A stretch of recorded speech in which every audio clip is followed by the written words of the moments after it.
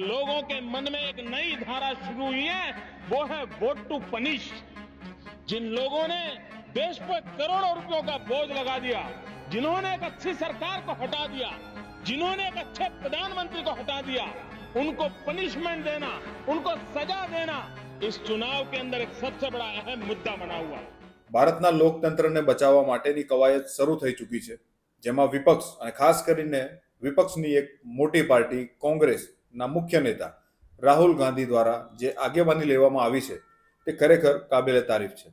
અત્યાર સુધી એમ નહોતું લાગતું કે વિપક્ષ મજબૂત છે, પણ છેલ્લા 2 વર્ષથી જે મજબૂતાઈથી વિપક્ષ ભારતીય જનતા પાર્ટીનો સામનો કરી રહી છે તેણે દરેક ભારતીય નાગરિકનું ધ્યાન પોતાની તરફ ખેંચ્યું છે.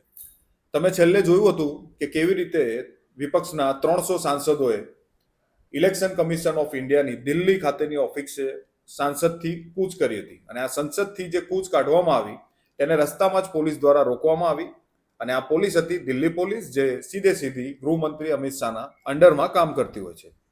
આ વિડીયોની અંદર 2 ખાસ ઘટનાઓની ચર્ચા કરવામાં આવશે. એક કે રાહુલ ગાંધી દ્વારા જે આંદોલન છેડાયું છે ભારતીય લોકતંત્રને બચાવવા માટે અને ચૂંટણી કમિશનની જે ધાંધલી છે તેને બહાર પાડી છે અને સાબિત કરવાની કોશિશ કરી છે કે ભારતની જે સરકાર છે અથવા તો જે બીજેપી સરકાર છે તે ડુપ્લિકેટ સરકાર છે, તેવો આક્ષેપ રાહુલ ગાંધીએ લગાવ્યો છે. તો શું હશે રાહુલ ગાંધીની આગામી રણનીતિ, તેની ચર્ચા આપણે આ વિડીયોની અંદર કરશું કે આવનારા 2-3 મહિના ભારત માટે કેટલા જબરજસ્ત ઉતાર ચઢાવથી ભરેલા રહેવાના છે અને બીજેપી માટે ટાઇટેનિયમના ચણા ચાવવાના વારા આવી જવાના છે. અને બીજી એવી ઘટના છે કે જ્યાં બીજેપીની અંદર 2 ભાગલા પડી ગયા છે તેનો સબૂત ગઈકાલે અડધી રાત્રે થયેલા એક ઇલેક્શનમાં મળી ગયો. અને કયું હતું આ ઇલેક્શન તેની ચર્ચા આપણે કરશું, જે સાબિત કરે છે કે ભાજપની અંદર પણ 2 ટુકડા ઓલરેડી થઈ ચૂક્યા છે, જેની આપણે આપણા પાછલા વિડીયોમાં પણ વાત કરી હતી અને તે વાતની સાબિતી આ ઇલેક્શનમાં મળી ગઈ. આ ઇલેક્શનની માહિતી હું વિડીયોના અંતમાં આપીશ તમને, પણ સૌથી પહેલા આપણે જે મહત્વની બાબત છે આપણા દરેક નાગરિક માટે કે ભારતના લોકતંત્ર ઉપર જે આંગળી ઉઠાવવામાં આવી છે અથવા તો ભારતના લોકતંત્ર સાથે જે ચેડા થયા છે તેની ચર્ચા કરીએ. તમે જોઈ રહ્યા છો જાગો ઇન્ડિયાની યુટ્યુબ ચેનલ અને હું દીપેન સિંહ આપનું સ્વાગત કરું છું આપણી ચેનલ.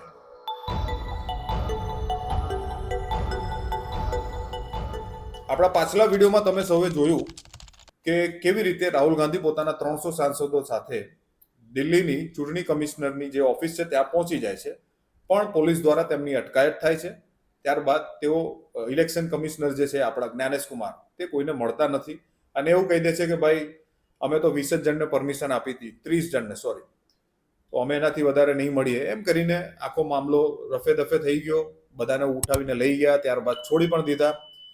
પણ ત્યારબાદ રાહુલ ગાંધી અને બધા જ સાંસદો તથા વિપક્ષો ફૂલ એક્શન મોડમાં આવી ગયા છે અને કેટલાક આગામી પ્રોગ્રામ પણ તેમણે જાહેર કર્યા છે. આ પ્રોગ્રામમાં કદાચ કોઈ ફેરબદલ થાય, બની શકે, પણ જેટલી માહિતી મારી પાસે છે સારા પ્રિન્ટ હાઉસમાંથી આપણે જે લીધી છે માહિતી તે હું આપની સમક્ષ રજૂ કરીશ.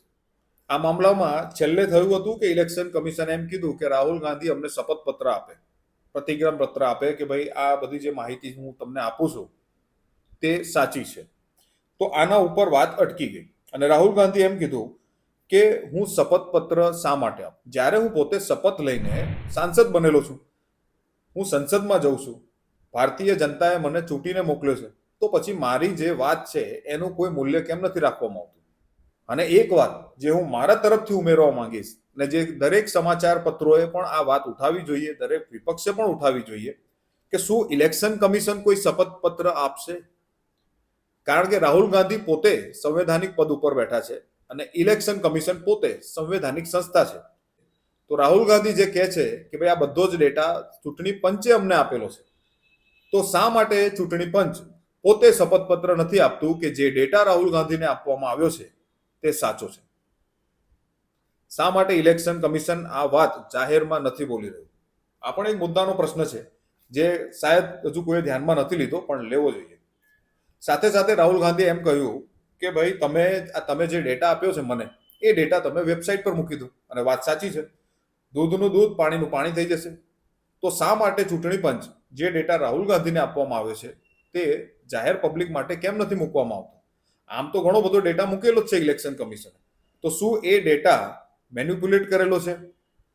અને આ જે ડેટા રાહુલ ગાંધીને આપવામાં આવ્યો છે, શું જાણી જોઈને કોઈ કરપ્ટ ડેટા આપવામાં આવ્યો છે કે જેથી રાહુલ ગાંધીની ઇમેજ બગડે?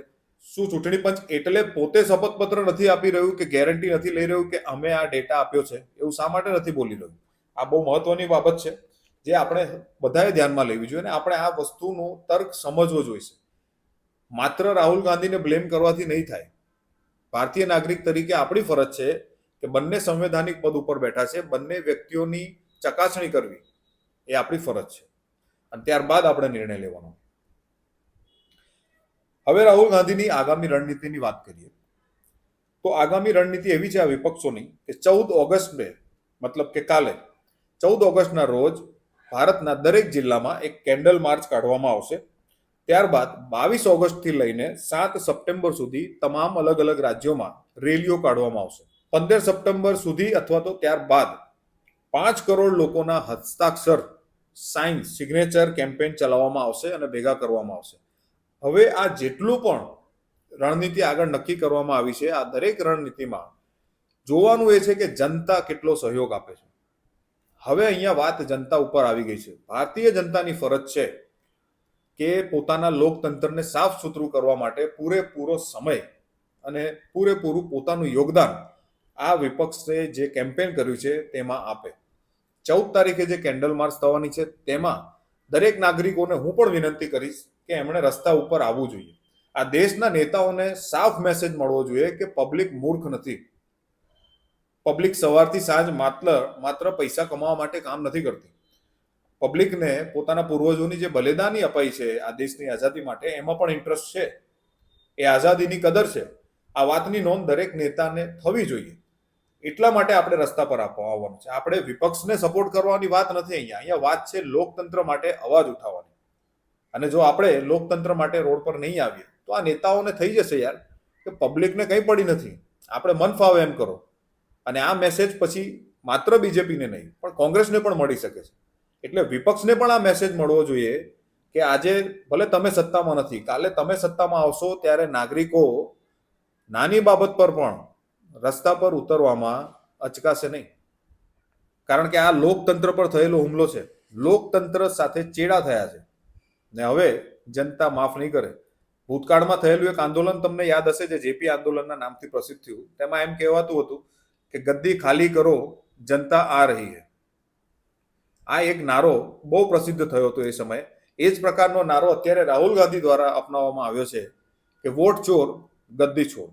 અત્યારની જે બીજેપી સરકાર છે બિહારમાં સર કરાવી રહી છે એસઆઈઆરની પ્રક્રિયા એટલા માટે કે ડેટા ત્યાંના જે નાગરિકતા છે લોકોની, નાગરિકો છે એની ચકાસણી કરવા માટે. એમને શંકા છે કે ભાઈ આમાં તો બહુ બધું ખોટું થયું છે. તો પછી શા માટે 10 વર્ષથી આ જ વોટર લિસ્ટ સાથે ચૂંટણી લડવામાં આવી રહી છે? એનો મતલબ સાફ છે કે જેમ ડુપ્લિકેટ પોલીસ હોય છે, ડુપ્લિકેટ કોર્ટ પણ નીકળી ગઈ છે, ડુપ્લિકેટ સીબીઆઈ નીકળી ગઈ છે.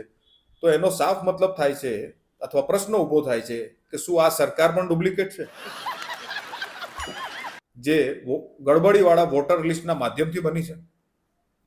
તો પછી શા માટે આ સરકારને ડુપ્લિકેટ ના કહેવી? હવે એક બીજી અગત્યની વાત અને સમાચાર જે મેં આગળ તમને વિડીયોમાં જણાવી શરૂઆતમાં કે કેવી રીતે ખબર પડી કે બીજેપીની અંદર પણ 2 ટીમ છે એ સાબિત થયું. અને બંને ટીમમાંથી જે ગુજરાતીઓની ટીમ છે તે ટીમ કેવી રીતે હારી છે તેની વિગતે આપણે વાત કરીએ. ગઈકાલે મધરાત્રે દિલ્હીની અંદર એક ક્લબ છે, કોન્સ્ટિટ્યુશનલ ક્લબ ઓફ ઇન્ડિયા, કે જેની અંદર સભ્ય બની શકે છે માત્ર સાંસદો અને પૂર્વ સાંસદો. આ માત્ર સાંસદો માટેની ક્લબ છે જેમાં છેલ્લા 25 વર્ષથી બીજેપીના જ એક નેતા છે જેમનું નામ છે રાજીવ પ્રતાપ રૂડી. આ બીજેપીના ધુરંધર નેતા છે અને પોતાના દમ પર ઇલેક્શન જીતતા આવ્યા છે જ્યારે કેન્દ્રમાં ગુજરાતીઓની જોડી ન હતી. અને છેલ્લા 25 વર્ષથી આ ક્લબના એઓ હંમેશા ઇલેક્શન જીત્યા છે. પણ આ વખતે શું થયું કે અમિત શાહે આ જ ક્લબની ઇલેક્શનમાં બીજેપીના રાજીવ પ્રતાપ રૂડીની સામે પોતાના એક ઉમેદવાર ઉતારી દીધા જેનું નામ હતું સંજીવ બાલિયાન. અને આ સંજીવ બાલિયાન કહેવાય છે કે અમિત શાહના ખાસ છે. અને આ સંજીવ બાલિયાનને સપોર્ટ આપવા માટે બીજેપીના જ એક મહાન નેતા નિશિકાંત દુબે ઉતરી ગયા હતા. અને નિશિકાંત દુબે પણ અમિત શાહના ખૂબ ખાસ કહેવાય છે, કારણ કે સંસદમાં જ્યારે પ્રધાનમંત્રી નથી હોતા તો અમિત શાહની બગલમાં આ નિશિકાંત દુબે જ બેસી જાય છે. તો હવે થયું એવું, પૂર્વ સાંસદ અને સાંસદ તરીકે જેટલા પણ લોકો હતા, આ બધાનું જે વોટિંગ થવાનું હતું એમાં સોનિયા ગાંધી અને ખડગે પોતાના જે સાંસદો હતા એમને એમ કહી દીધું કે આપણે વોટ આપશું રાજીવ પ્રતાપ રૂડીને. અને કદાચ એવું જ બન્યું છે, એટલે જ રાજીવ પ્રતાપ રૂડી સંજીવ બાલિયાનને હરાવીને 100 વોટોથી આ ક્લબનું ઇલેક્શન જીતી ગયા છે. ફરીથી છેલ્લા 25 વર્ષથી સતત જીતતા હતા, અને આ વખતે શા માટે અમિત શાહે પોતાના ઉમેદવાર સંજીવ બાલિયાનને બીજેપીની સામે જ બીજેપીનો ઉમેદવાર શા માટે ઉભો કર્યો છે, એ જોવાની વાત છે. એટલે કદાચ ક્યાંક ને ક્યાંક એવું ઈચ્છતા હશે કે ભાઈ આપણા જ લીડર બધી જગ્યાએ હોવા જોઈએ, એટલે કે ગુજરાતી લોબીના પસંદીદા કાર્યકર્તાઓ દરેક જગ્યાએ હોવા જોઈએ. અહીં આ વસ્તુ સાફ થઈ જાય છે કે ગુજરાત લોબી અને યોગીની લોબી, એટલે કે આરએસએસની લોબી બીજેપીની અંદર બની હોય તેવું સાફ દેખાઈ રહ્યું છે. આપણે પાછલા વિડીયોમાં પણ આ વિશે ચર્ચા કરી હતી. મારા જૂના વિડીયોઝ તમે જોશો તો હું વારંવાર કહેતો હતો કે બીજેપીના 2 ટુકડા થશે, અને એવું ક્યાંક થઈ રહ્યું હોય એવી સંભાવના દેખાઈ રહી છે. કારણ કે આરએસએસ અને બીજેપીમાં છેલ્લા ઘણા સમયથી તનાતની ચાલી રહી છે, અને એનું જ આ પરિણામ છે કે બધા પોતપોતાની લોબી સ્ટ્રોંગ કરવામાં લાગ્યા છે. અને અત્યારે એવું પણ છેલ્લે ચર્ચાઈ રહ્યું છે, હું તમને લેટેસ્ટ સમાચાર આપી દઉં કે આગામી ઉપરાષ્ટ્રપતિની જે ચૂંટણી છે એ ચૂંટણીમાં કેવી રીતે વોટિંગ કરવું એના માટે એક ટ્રેનિંગ રાખવામાં આવી છે. હવે તમને જાણીને નવાઈ લાગશે કે આ ટ્રેનિંગ કેટલા દિવસની છે. આ ટ્રેનિંગ 3 દિવસની રાખવામાં આવી છે. ઇલેક્શનમાં વોટ કોને આપવો અથવા તો વોટિંગ કેવી રીતે કરવું એ શીખવાડવા માટે 3 દિવસની ટ્રેનિંગ. બોલો, છે કે નહીં વિચારવા જેવું?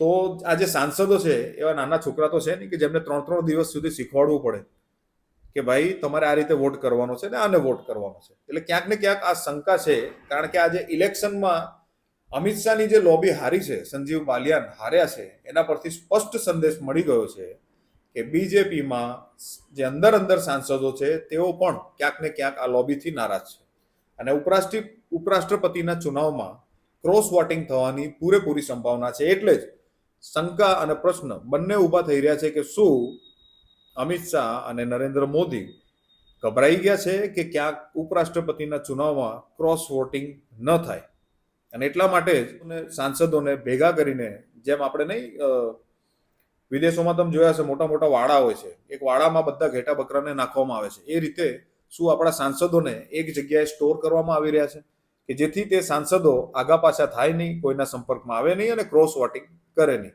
અને આના આધારે મારું જે પોલિટિકલ એનાલિસિસ છે એ એવું કહી રહ્યું છે કે ક્યાંક ને ક્યાંક ઉપરાષ્ટ્રપતિના ચુનાવમાં નરેન્દ્ર મોદી ભાગ લઈ શકે છે. જી હા મિત્રો, જેટલા સંજોગો અત્યાર સુધી થઈ રહ્યા છે તેના એનાલિસિસ પરથી હું એમ કહી શકું કે ક્યાંક ને ક્યાંક આ ગાડી એ દિશામાં જ દોડતી હોય તેવું લાગે છે. અમિત શાહને પ્રમોટ કરવા, એટલે કે નેક્સ્ટ ઉમેદવાર તરીકે, ક્યાંક ને ક્યાંક વડાપ્રધાન તરીકે અમિત શાહને નરેન્દ્ર મોદી મૂકવા માંગે છે, અને પોતે ઉપરાષ્ટ્રપતિના પદ ઉપર જવા માંગે છે, જેનાથી ભવિષ્યમાં કોઈ પણ જાતની કાયદાકીય ગૂંચવણોનો સામનો ન કરવો પડે. આ મારી ધારણા છે, મારું એનાલિસિસ છે. કદાચ હું ખોટો પણ હોઈ શકું, પણ સંભાવના એવી છે કે 15 ઓગસ્ટે કદાચ એવું ન બને કે 15 ઓગસ્ટ પછી વડાપ્રધાન નરેન્દ્ર મોદી રાજીનામું આપી દે અને નવા આગામી ઉપરાષ્ટ્રપતિના ચુનાવ માટે પોતાનું નોમિનેશન ભરી દે. આવી સંભાવના હોઈ શકે છે. આ પોલિટિકલ એનાલિસિસ છે, કદાચ ખોટું પણ હોય. પણ આપણે જે સમજવાની વાત છે તે છે વિપક્ષને સહયોગ આપવો, કારણ કે તેઓ લોકતંત્રને, સંવિધાનને બચાવવા માટે રસ્તા પર ઉતર્યા છે. તો ભારતીય નાગરિક તરીકે આપણે જે પણ વ્યક્તિ ઈચ્છતું હોય આ દેશમાં લોકશાહી રાખવા માટે, આઝાદીનો જે હક છે એ આપણો જળવાઈ રહે એવું ઈચ્છતા હોય એ દરેક નાગરિક રસ્તા પર આવીને આ કોંગ્રેસના દરેક પ્રોગ્રામને સપોર્ટ કરે. કારણ કે આ કોંગ્રેસ એકલી નથી, દરેક વિપક્ષ છે. અને આપણા માટે પાર્ટી કરતા પ્રાથમિક દરજ્જા પર આવે છે આપણું રાષ્ટ્ર, આપણું લોકતંત્ર અને આપણું સંવિધાન. કારણ કે જો અત્યારે આપણે એને નહીં સાચવીએ તો આવનાર ભવિષ્યમાં આપણી પેઢીઓ આપણને જરૂર પ્રશ્ન પૂછશે કે જ્યારે દેશ બરબાદ થઈ રહ્યો હતો ત્યારે તમે શું કરતા હતા. આવનારા વિડીયોમાં આ સમગ્ર રણનીતિની જે પણ આગળ અપડેટ આવશે હું તમને આપવાની કોશિશ કરીશ. શક્ય તેટલી સાચી માહિતી શોધી લાવીને આપને આપવાનો પૂરો પ્રયાસ રહેશે જાગો ઇન્ડિયા તરફથી.